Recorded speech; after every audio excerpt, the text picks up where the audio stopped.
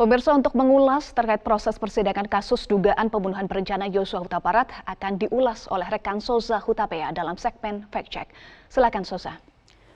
Baik, terima kasih Eva. Pemirsa, sejak kasus pembunuhan berencana Brigadir Yosua Huta Barat terjadi pada bulan Juli lalu, akhirnya pada pertengahan bulan Oktober inilah proses pemeriksaan di persidangan mulai dilakukan. Sebelum mengulas lebih jauh terkait dengan proses persidangan, saya akan ajak Anda untuk sejenak kita mengingat kembali perjalanan awal mula kasus yang begitu menyita perhatian publik melalui rangkuman berikut ini.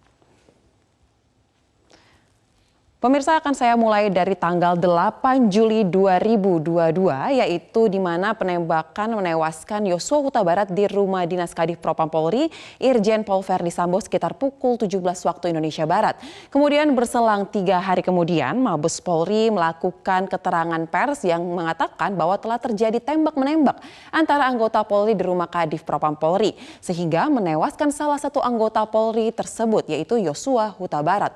Lalu Polri membentuk tim khusus untuk mengusut hal ini, tetapi dilanjutkan dengan pelaporan oleh keluarga Brigadir Yosua ke Bareskrim pada tanggal 18 Juli.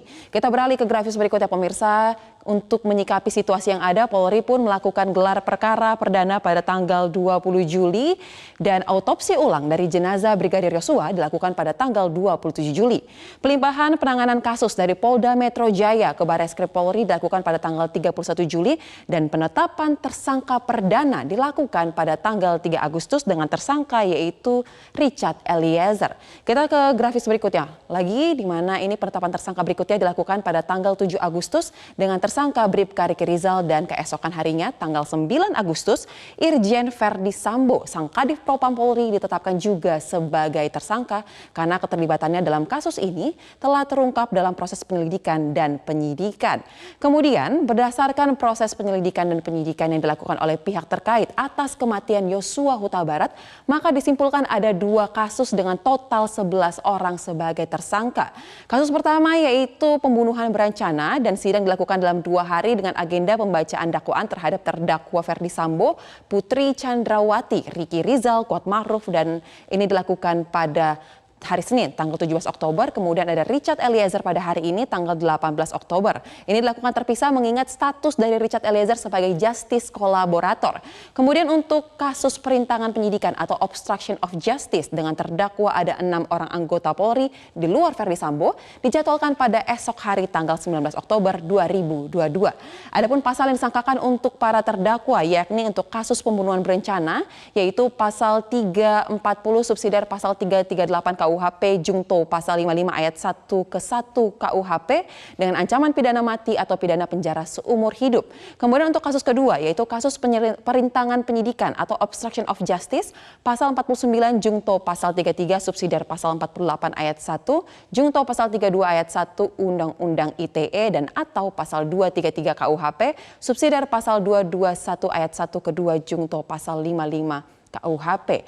Kemudian pemirsa, berdasarkan surat dakwaan yang dibacakan oleh JPU kemarin atas terdakwa Verdi Sambo, ada sejumlah poin menarik yang kami catat. Di antaranya ialah Sambo turut menembak Yosua dan tembakan inilah yang akhirnya membuat Yosua meregang nyawa karena peluru yang ditembakkan tersebut menyasar bagian kepala Yosua bagian kiri. Dan untuk mengelabui proses penanganan kasus ini, FS menembak ke dinding rumah untuk membuat seolah-olah telah terjadi baku tembak antara 2 anggota Polri di rumahnya yang menyebabkan Yosua meninggal dunia. Kemudian Sambo memberikan hadiah ponsel dan uang tunai ratusan juta rupiah untuk Riki Rizal dan Kuatmaruf. Dan kita lihat lagi untuk poin berikutnya disebutkan juga bahwa Sambo dampingi oleh Karo Paminal sempat menghadap kepada pimpinan Polri untuk menjelaskan peristiwa yang terjadi. Dan yang terakhir diungkapkan bahwa ketiadaan rekaman CCTV dari lokasi merupakan atas permintaan Verdi Sambo kepada anggota yang tengah bertugas. Selain poin penting dari dakwaan tersebut, ternyata dalam persidangan juga terungkap beberapa fakta lainnya. Di antaranya ialah mengenai istri Verdi Sambo, Putri Chandrawati yang diduga sengaja menggiring Brigadir Yosua Huta Barat ke rumah dinas Kompleks Polri Duren 3 Jakarta Selatan untuk dieksekusi. Alasannya ialah untuk melakukan isolasi mandiri usai pemeriksaan swab PCR. Padahal ajakan itu menurut dakwaan merupakan bagian dari rencana Verdi Sambo untuk merampas nyawa Yosua. Dan berikut kita simak keterangan selengkapnya dari JPU. Saksi Ferdi Sambo SH/SIK MH menjelaskan tentang skenario tersebut. Terdakwa Putri Candrawati masih ikut mendengarkan pembicaraan antara saksi Ferdi Sambo SH/SIK MH dengan saksi Richard Eliezer Pudiang Lumiu perihal pelaksanaan merampas nyawa korban Nofriansah Yosua Huta Barat akan dilaksanakan di rumah dinas Duren 3 nomor 46. Dan tidak hanya itu saja, terdakwa Putri Candrawati juga mendengar saksi Ferdi Sambo SH/SIK MH mengatakan kepada saksi Richard Eliezer Pudiang Lumiu, jika ada orang yang bertanya, dijawab dengan alasan akan melakukan isolasi mandiri atau isoman. Mendengar perkataan saksi Ferdi Sambo SH/SIK MH tersebut, lalu saksi Richard Eliezer Pudiang Lumiu menganggukkan kepala sebagai tanda mengerti dan bentuk persetujuan atas rencana jahat saksi Ferdi Sambo SH/SIK MH untuk merampas nyawa korban Nofriansah Yosua Huta Barat, di mana terdakwa Putri Candrawati juga ikut terlibat dalam pembicaraan dengan saksi Ferdi Sambo SH/SIK MH mengenai keberadaan CCTV di rumah dinas Duren 3 nomor 46 dan penggunaan sarung tangan dalam pelaksanaan perampasan nyawa korban Nofriansah Yosua Huta Barat. Kemudian yang menjadi sorotan berikutnya pemirsa adalah terdakwa Ferdi Sambo sudah menyiapkan sekotak berisi 8 peluru 9 mm untuk pistol merek G-Glock 17 nomor seri MPY 851 milik Richard Eliezer. Peluru disiapkan Sambo usai Eliezer bersedia menjadi eksekutor Yosua.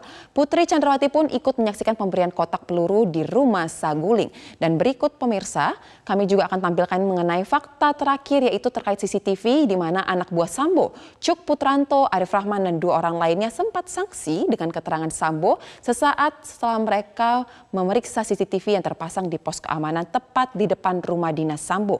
Mereka menemui ketidaksesuaian keterangan Sambo yang menyatakan tidak berada di TKP, namun dari CCTV jelas merekam keberadaannya di waktu insiden polisi tembak polisi tersebut berlangsung. Kita dengarkan pembacaan dari JPU berikut ini. Selanjutnya, setelah keempat orang saksi yang menonton dan melihat isi dari flashdisk tentang kejadian yang telah direkam dari CCTV tersebut, ternyata saksi Cuk Putranto berkata, "Bang, ini Joshua masih hidup." Lalu saksi Baikuni memutar ulang antara menit 17.07 WIB sampai 17.11 WIB dan mereka melihat ternyata benar bahwa Nofriansah Yosua Huta Barat sedang memakai baju putih dan berjalan dari pintu depan rumah menuju pintu samping melalui taman rumah dinas terdakwa Ferdi Sambo. Melihat keadaan sebenarnya terkait keberadaan Nofriansah Yosua Huta Barat masih hidup, akhirnya perasaan saksi Arif Rahman Haripin sangat kaget dan tidak menyangka bahwa apa yang sudah saksi Arif Rahman dengar beberapa hari yang lalu, informasi tentang kronologis kejadian tembak-menembak yang disampaikan oleh Kapolres Jaksel Kombes Budi Herdi dan Karopenmas Div Humas Brigjen Ramadan ternyata tidak sama dengan apa yang saksi Arif Rahman lihat pada CCTV tersebut. Sekaligus terbantahkan apa yang disampaikan terdakwa Ferdi Sambo perihal meninggalnya Nofriansah Yosua Huta Barat terjadi karena tembak-menembak antara Nofriansah Yosua Huta Barat dengan Richard Eliezer sebelum terdakwa Ferdi Sambo datang ke rumah dinas Duren 3. Dan atas dakwaan tersebut Ferdi Sambo serta tim kuasa hukumnya langsung melayangkan eksepsi atau nota keberatan atas dakwaan. Dakwaan JPU disebut tidak cermat dan menyimpang dari ketentuan hukum. Berikut kita dengarkan selengkapnya. Yaitu penuntut umum tidak menguraikan latar belakang atau alasan terdakwa beserta rombongan pergi ke Magelang. Penuntut umum mengabaikan atau menghilangkan fakta pada tanggal 4 Juli 2022 dan pada tanggal 7 Juli 2022. B. Jaksa menguraikan rangkaian peristiwa dalam surat dakwaan, yaitu penuntut umum tidak cermat dalam menguraikan secara teliti dan tidak menjelaskan apa yang melatar belakangi terjadinya keributan antara korban Nofriansah Yosua Huta Barat dengan saksi Kuat Ma'ruf pada tanggal 7 Juli 2022. C. Jaksa penuntut umum tidak cermat dalam menyusun surat dakwaan karena hanya berdasarkan asumsi serta membuat kesimpulan sendiri. Dan berikut sejumlah poin penting yang ditekankan oleh tim kuasa hukum Verdi Sambo dalam eksepsinya, yaitu terkait awal mula peristiwa di rumah Magelang di mana Yosua disebut berusaha membopong Putri Chandrawati tetapi ditolak oleh Putri Chandrawati. Kemudian Susi yang merupakan ART menemukan PC terbaring terlentang tidak berdaya di lantai kamar mandi, dan kemudian Kuat Ma'ruf juga memergoki Yosua turun mengendap-endap dari lantai 2 rumah. Yang akhirnya peristiwa itu menjadi pemantik emosi Verdi Sambo dan sempat memanggil Ricky Rizal serta Eliezer untuk naik lantai 3 rumah pribadi Sambo secara terpisah. Dan Eliezer disebut tidak mematuhi perintah Sambo di mana ia tidak diperintahkan untuk menembak tetapi hanya untuk menghajar Yosua.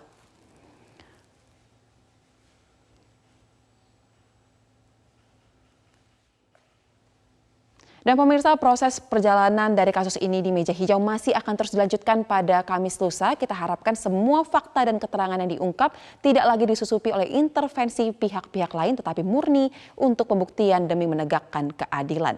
Demikian segmen Fact Check pada siang kali ini. Saya kembalikan ke rekan Eva Wondo. Baik, terima kasih Soza untuk pemaparan Anda.